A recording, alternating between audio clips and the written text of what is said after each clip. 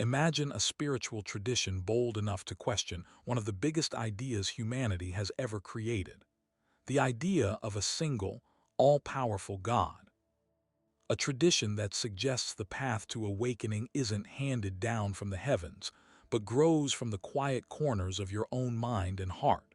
And if that sounds provocative, it probably should. Something brought you here to this exact moment, this exact question. And it isn't random.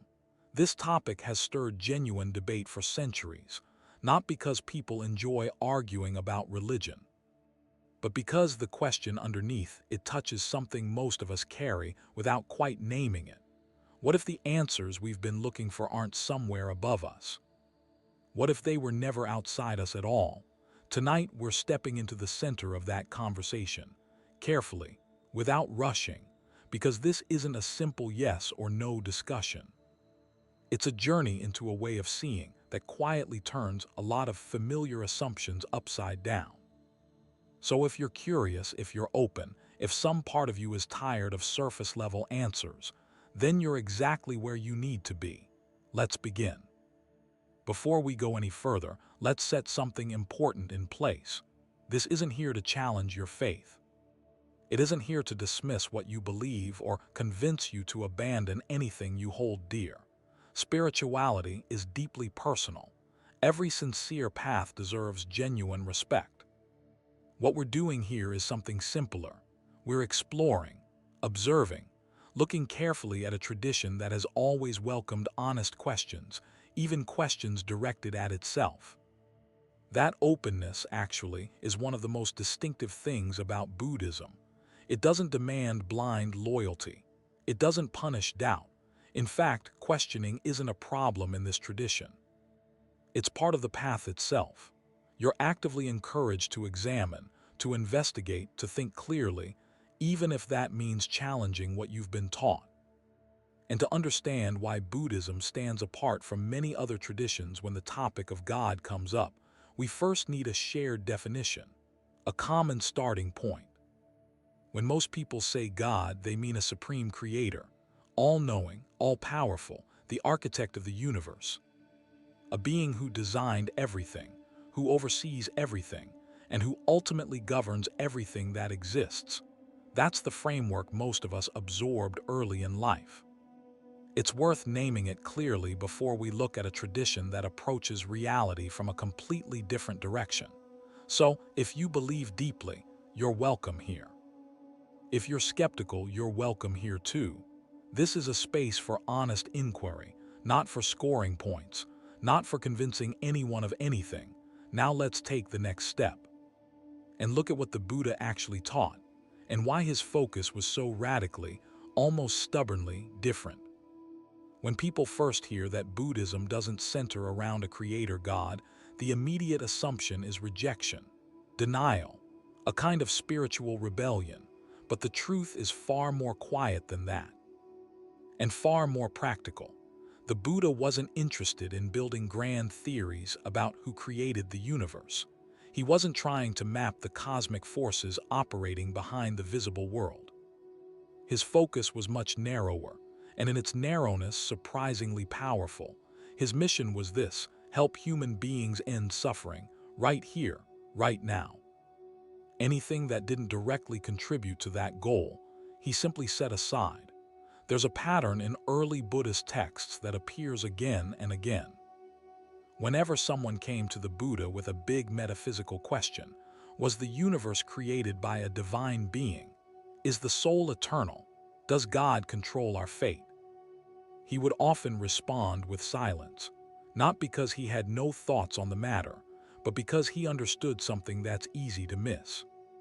Speculating about the origin of the cosmos doesn't actually relieve the ache in your chest. It doesn't soften anxiety. It doesn't loosen the grip of anger or dissolve the quiet weight of fear. Grand philosophical answers, however satisfying they might feel in theory, don't reach the places where suffering actually lives. He used a metaphor for this: a man shot with an arrow, bleeding, in pain, and instead of letting himself be treated, he refuses. He needs to know who was the archer, what kind of wood was the arrow made from, What angle was the bow drawn at? What was the archer's motivation? By the time he gets his answers, if he ever does, he's already dying. The Buddha's point was simple: heal the wound first. The origin of the universe can wait. There's something in that image worth staying with for a moment, because most of us have done a version of this. We've delayed something important, some honest look at ourselves, waiting first to have everything figured out, waiting to understand why, waiting for certainty, waiting for the conditions to be just right. And meanwhile, the wound stays open. Here's where most of the misunderstanding begins. When people hear that Buddhism doesn't revolve around a creator God, they often assume it must be an atheistic tradition, a tradition that simply denies what religion affirms. But that assumption misses something important. Buddhism doesn't deny the existence of divine beings. It doesn't claim no higher powers exist. It simply approaches the question from a completely different angle, and for a different purpose. In most Western frameworks, there are essentially two positions available. You're either a theist, believing in a supreme creator who designed and governs the universe, or you're an atheist, rejecting that idea entirely. These are the two boxes. And most of our conversations about religion assume those are the only two options. Buddhism doesn't sit comfortably in either one. The most accurate word for it is non-theistic, a path that doesn't build its foundation on the concept of a creator God, not because it argues against one, but because that concept simply isn't required for what this path is trying to do. Buddhist cultures do speak of deities, celestial beings, guardians, enlightened figures. These appear throughout the tradition's art, ritual, and imagery, but these beings are not creators. They are not judges. They are not cosmic command centers deciding what happens to you.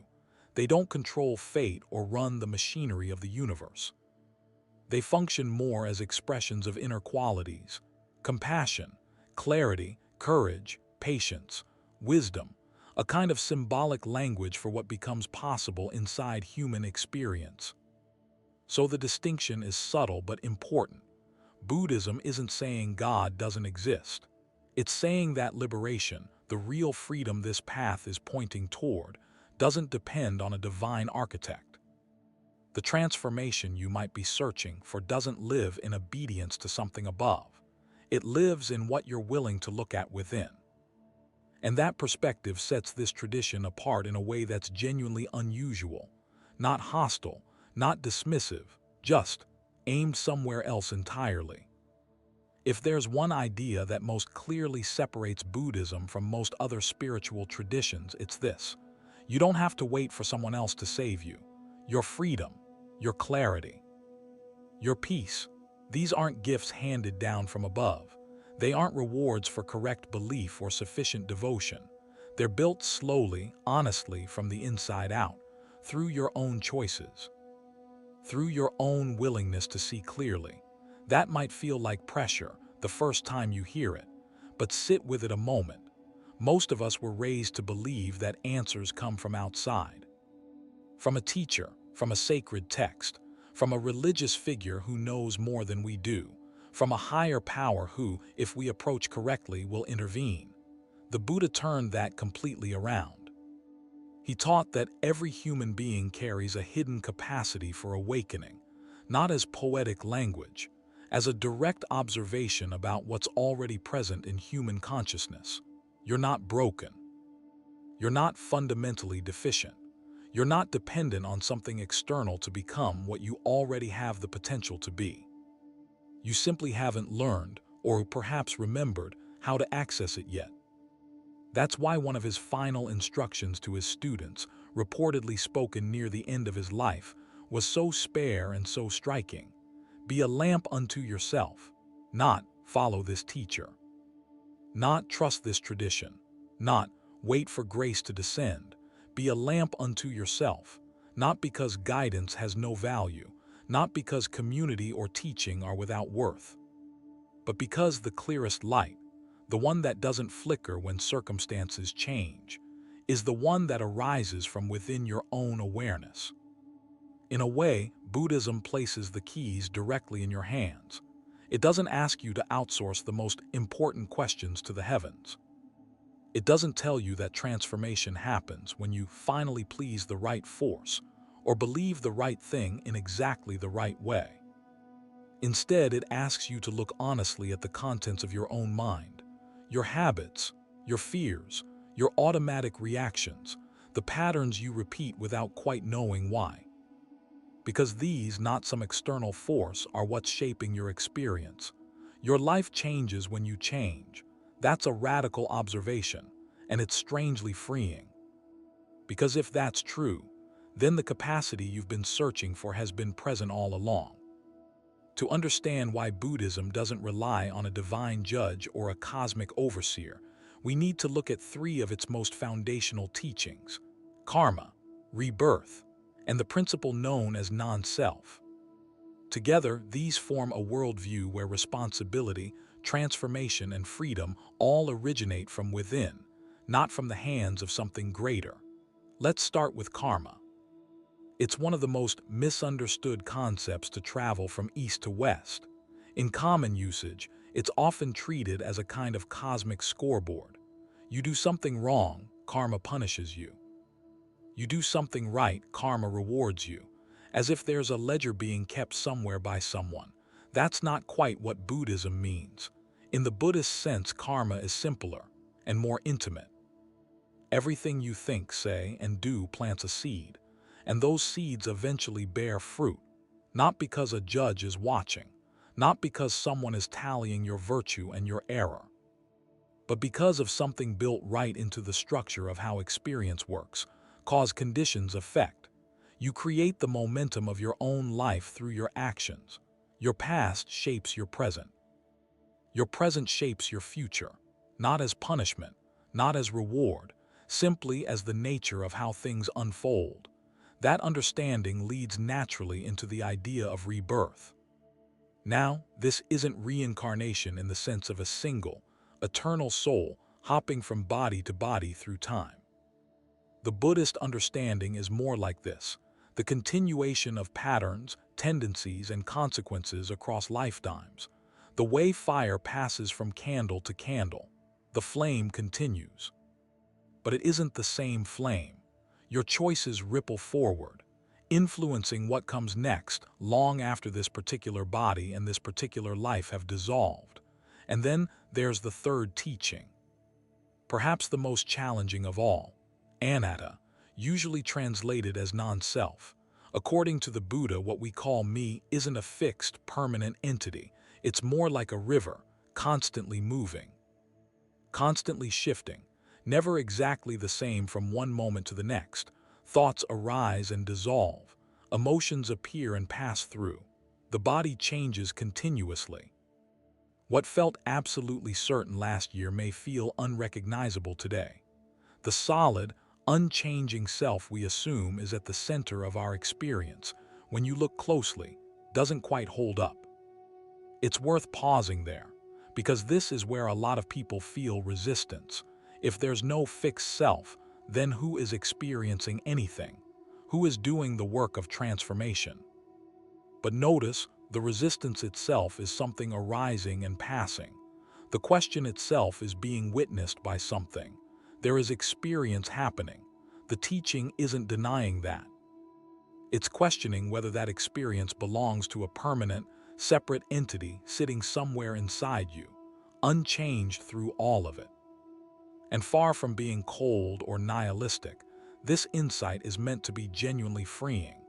If there is no rigid, unchanging self, then nothing about you is truly stuck. You're not locked into who you were 10 years ago.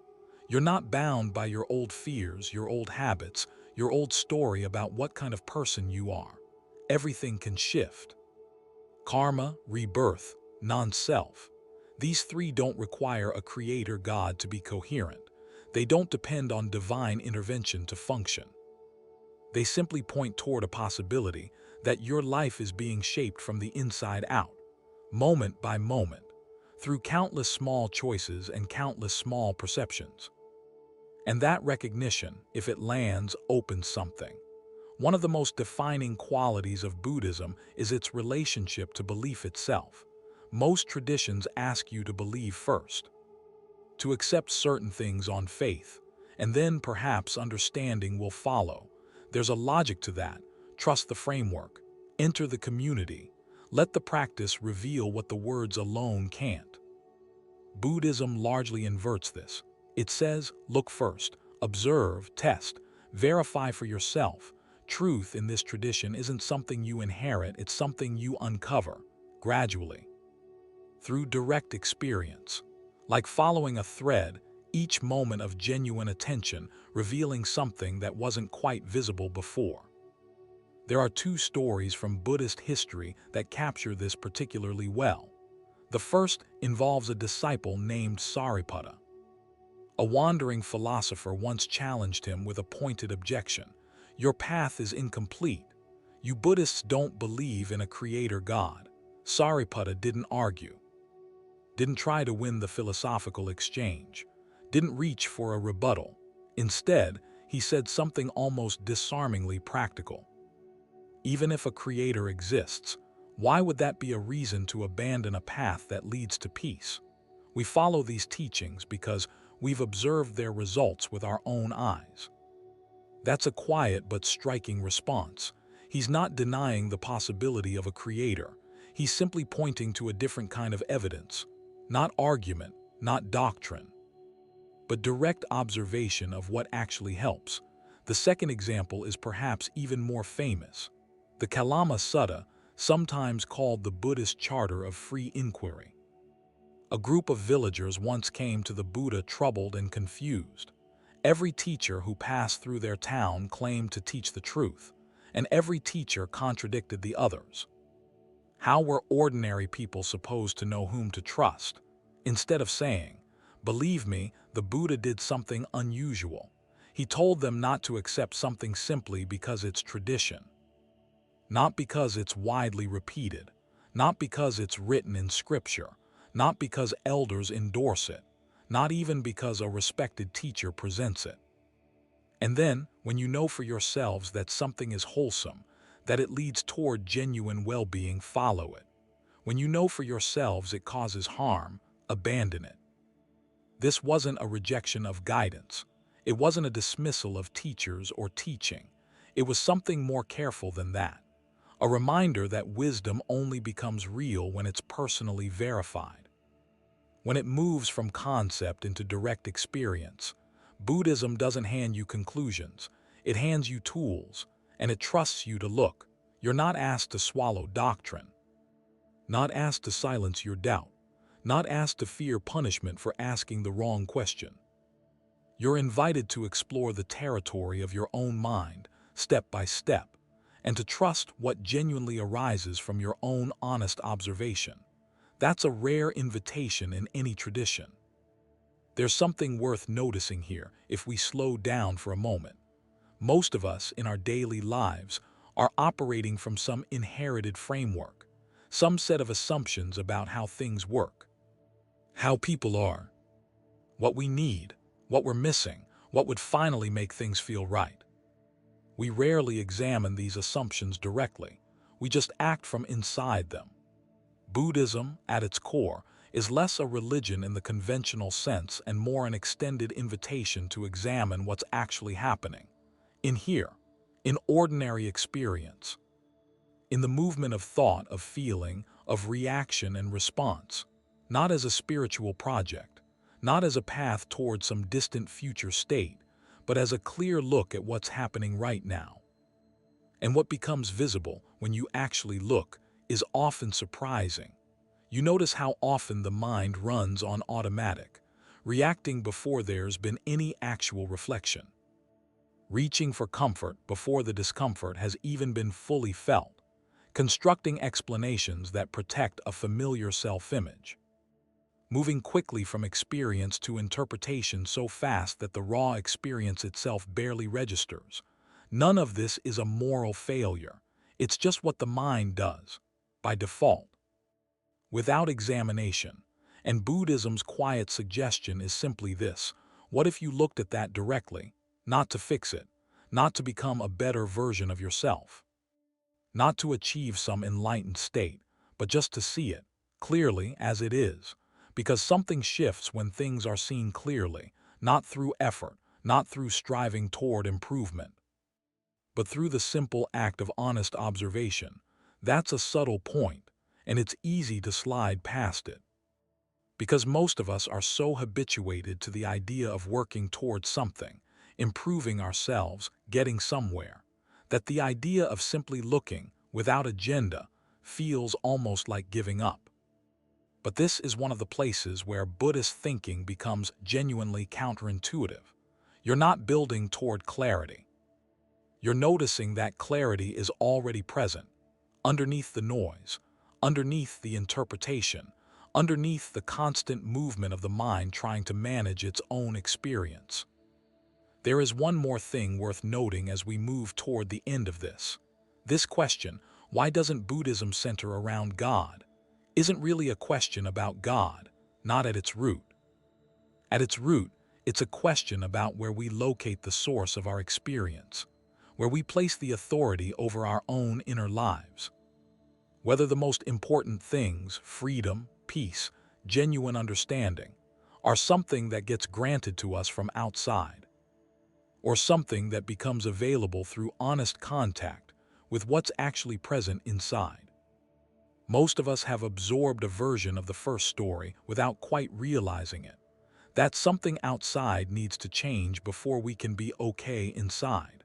That circumstances need to align. That we need to be approved of, to be loved by the right things, to access some grace that we don't yet have.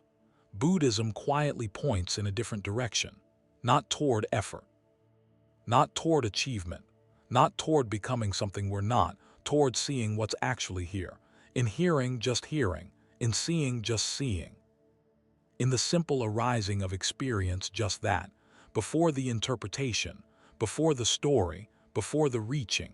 Something is already present in that, not as a mystical claim, not as religious language, just as something that becomes noticeable when the movement of constant commentary slows down enough to allow it. You don't have to adopt Buddhism to notice this. You don't have to believe anything. You don't even have to agree with any of what we've explored tonight.